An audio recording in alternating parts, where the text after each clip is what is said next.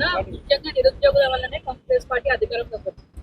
So అదే నిరుద్యోగులను కూడా మీరు పట్టించుకోవట్లేదని చెప్పేసి రేపు సభ పెట్టబోతున్నారు. సభకు కూడా పర్మిషన్ ఉంది. రేపు బీఆర్ఎస్ పార్టీ తలపెట్టిన యువ సంగ్రామ సభ ఏదైతుందో అది బీఆర్ఎస్ పార్టీ నిరుద్యోగులకు 10 ఏళ్లుగా విద్రోహ సభలాగానే చూడాలని తెలంగాణ యువతకు మేము కోరుతా ఉన్నాం. తెలంగాణ నిరుద్యోగులారా కేటీఆర్ గారడి మాటలు తిప్పికొట్టాలని కూడా కోరుతా ఉన్నాం.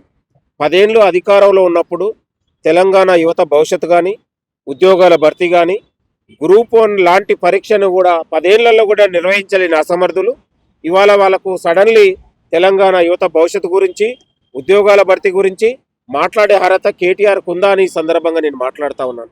తెలంగాణ యువతకు కేటీఆర్ ముక్కు నేలకు రాచి క్షమాపణ చెప్పాలని కూడా మేము డిమాండ్ చేస్తూ ఉన్నాం. ఏం ముఖం పెట్టుకొని ఇవాళ నిరుద్యోగుల దగ్గరికి వస్తున్నావు కేటీఆర్? ఇవాళ ప్రజాపాలనలో ఏడాదిలోనే 60,000 ఉద్యోగాల భర్తీ చేసినందుకు వస్తున్నావా? మా ఏడాదిలోనే ఇవాళ గ్రూప్ 1 లాంటి పరీక్ష నిర్వహించి ఒక అత్యంత పారదర్శకంగా నిర్వహించి 563 పోస్టులు భర్తీ చేసినందుకు నిరుద్యోగుల దగ్గరికి వస్తున్నావా? ఇవాళ మీరు చేయలేని కార్యక్రమాలు, ఇవాళ మీరు బీఆర్ఎస్ సహాయంలో 10వ తరగతిలో లీకేజే, ఇంటర్లో లీకేజే, డిగ్రీలో లీకేజే, ఎంసెట్లో లీకేజే, తెలంగాణ యువత గొంతు కోసి తెలంగాణ యువత జీవితాలతో చెలగాటమాడినటువంటి దొంగలు ద్రోహులు ఇవాళ నిరుద్యోగుల దగ్గరకు వచ్చి తెలంగాణ యువత పేరుతో సభలు పెట్టడం అనేది చాలా సిగ్గుచేటుగా మేము భావిస్తూ ఉన్నాం. తెలంగాణ యువతకు క్షమాపణ చెప్పి అమరవీరులు ఆత్మహత్యలు చేసుకున్నటువంటి మురళీ ముదిరాజు కావచ్చు, సునీల్ నాయక్ కావచ్చు, ఇదే అశోక్ నగర్ చౌరస్తాలో ఆత్మహత్య చేసుకున్న ప్రవళిక ఆత్మహత్య చేసుకున్నటువంటి కుటుంబానికి కేటీఆర్ క్షమాపణ చెప్పాలని కూడా డిమాండ్ చేస్తా ఉన్నాం.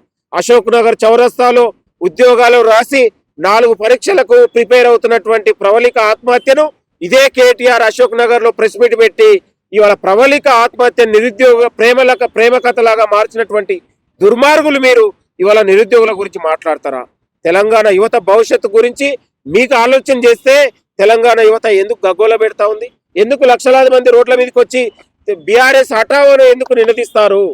ఇలా ప్రజాపాలన వచ్చిన తర్వాత గౌరవ ముఖ్యమంత్రి రేవంత్ రెడ్డి గారు 10 ఏళ్లలో నిరుద్యోగ యువత పడుతున్నటువంటి పోరాటాలని, ఇవాళ లీకేజీల్ని, వాళ్ళ యొక్క సమస్యల్ని దగ్గరుండి చూసిండు కాబట్టి ఏడాదిలోనే 60,000 పైగా ఉద్యోగాలు భర్తీ చేసి ఇవాళ group 1, group 2, DSC, SA constable, group 3, group 4 లాంటి పరీక్షల్ని ఎల్బీ నగర్ స్టేడియంలోనే ఉద్యోగాల భర్తీ చేసి ఇవాళ నియామకాల కోసం ఎల్బీ స్టేడియం లాంటి వేదికను చేసుకొని నియామకాలు ఇచ్చి వాళ్ళ జీవితాల్లో వెలుగులు నింపింది మేము.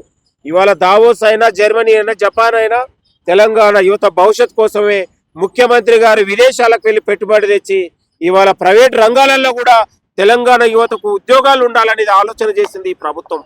కాబట్టి ప్రతి ఖాళీలను భర్తీ చేసి తెలంగాణ యువతకు చెందాలనేది ఈ ప్రభుత్వం యొక్క ఆలోచన. కాబట్టి తెలంగాణ యువతలారా, విద్యార్థులారా, నిరుద్యోగులారా, బీఆర్ఎస్ మోసపూరితమైన హామీలను, మోసపూరితమైన పార్టీని తెలంగాణ యువత నమ్మొద్దు.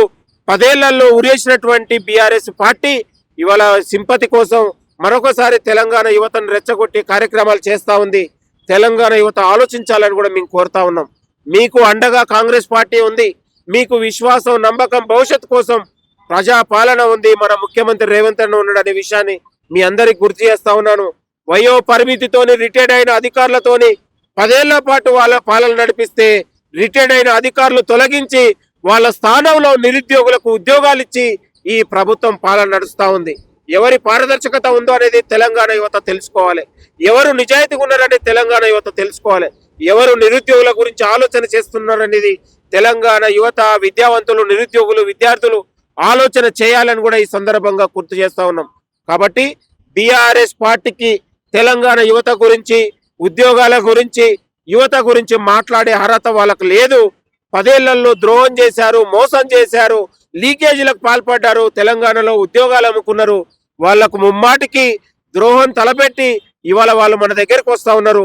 వాళ్ళ యొక్క పార్టీ వైఖరిని తిప్పికొట్టి కేటీఆర్ మాటలకు ఇవాళ తెలంగాణ యువత తిప్పికొట్టాలని కూడా యువతకు విజ్ఞప్తి చేస్తా ఉన్నాను.